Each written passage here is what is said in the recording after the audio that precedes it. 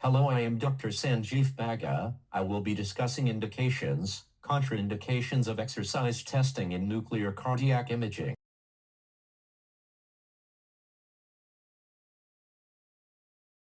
The imager should know when to terminate exercise testing. Exercise is preferred in nuclear cardiac imaging. An ideal adequate workload is defined as 85% of age-adjusted maximal predicted heart rate and 5 metabolic equivalents. Treadmill exercise is the most common method of stress testing.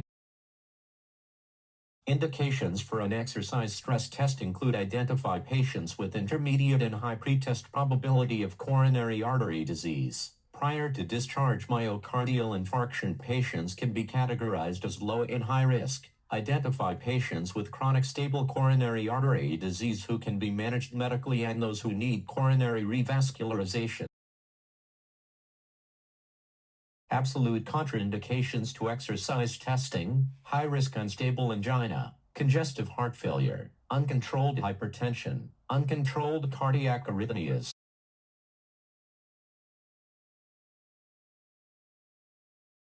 Relative contraindications known: left main coronary artery stenosis, moderate aortic stenosis, hypertrophic obstructive cardiomyopathy, significant tachyarrhythmias or bradyarrhythmias, high-degree atrioventricular block, patients with complete left bundle branch block, permanent pacemakers, and Wolff-Parkinson-White syndrome should preferentially undergo pharmacologic vasodilators stress test, not dobutamine stress test.